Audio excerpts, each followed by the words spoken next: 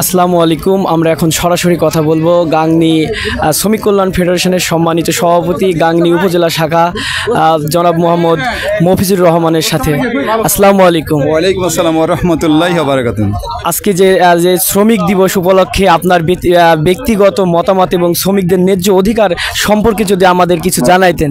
হ্যাঁ, আলহামদুলিল্লাহ, আমরা সকলে জানি যে আজ থেকে 1886 সালে যে আমেরিকার শিকাগো শহরে যেখানে শ্রমিকদের আন্দোলন হয়েছিল, সেই শ্রমিক আন্দোলন তখন থেকে শুরু। মানে 8 ঘন্টা কর্ম করবে শ্রমিকরা, কিন্তু তাদেরকে 24 ঘন্টা কিংবা 16 ঘন্টা এরকম কর্ম করে নেওয়ার মালিকদের একটা ছিল আর কি। তো সেইটাকে মানে ন্যায্য অধিকার আদায়ে শ্রমিকরা আন্দোলন করে। সে আন্দোলনের মাধ্যম দিয়ে এটাকে 8 ঘন্টা করার জন্য তারা আন্দোলন করে, কিন্তু সেই আন্দোলনে তাদের উপরে আক্রমণ করা হয়, সেখানে অনেক শ্রমিক নিহত হয়।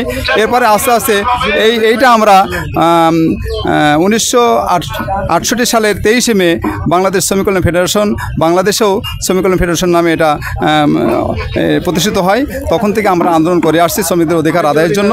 এবং শ্রমিকদের অধিকার আদায় আমরা করতে চাই এই জন্য যে শ্রমিকরা বিভিন্ন জায়গায় তারা বেতনের দাবিতেও যখন তারা আন্দোলন করে তখন তারা সেখানেও তারা আত্মহতি দেয়। তো এইটা যাতে না হয়, যে তারা ন্যায্য অধিকারটা পায়। এবং আল্লাহ রাসূল সাল্লাল্লাহু আলাইহি ওয়াসাল্লাম বলেছেন যে শ্রমিকদের গায়ের ঘাম শুকানোর আগেই তাদের অধিকার মানে তাদের ন্যায্য এটা পাওনাটা দিয়ে দাও। কিন্তু আমরা সেটা করি না। আমরা দেখি যে তাদের বেতনটা আমরা দিতে চাই না, তাদেরকে খাটিয়ে নিই কিন্তু তাদেরকে বেতনটা দিতে চাই না। সেই অধিকার আদায়ের আন্দোলন আমরা করতেছি। আমাদের এখানে শ্রমিকের বিচার ঠিকমতো আমরা পাই না, চিকিৎসা পাই না, শিক্ষা আমাদের অভাব আছে। এই মৌলিক চাহিদা আমার পূরণের জন্য আমরা এই অধিকার আদায়ের জন্য আন্দোলন করছি।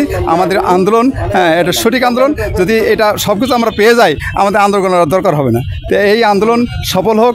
আন্তর্জাতিক মে দিবস এই উপলক্ষে আমরা আন্দোলন করেছি। গাংনী উপজেলা শাখার পক্ষ থেকে আমরা আজকে যে র্যালি করেছি এবং এখানে আলোচনা করলাম, আল্লাহ রাব্বুল আলামিন আমাদের সবাইকে যেন এটা কবুল করে নেয়। পরবর্তীতে আমরা আবার এই কার্যক্রম সঠিকভাবে করতে পারি। সারা বাংলাদেশ এটা পালন করছে, তথাপি আমরাও গাংনী উপজেলা পালন করলাম। আলহামদুলিল্লাহ, সকলকে ধন্যবাদ জানিয়ে আমার বক্তব্য শেষ করছি। আমার তৌফিক ইল্লা বিল্লাহ। আসসালামু আলাইকুম ওয়া রাহমাতুল্লাহ।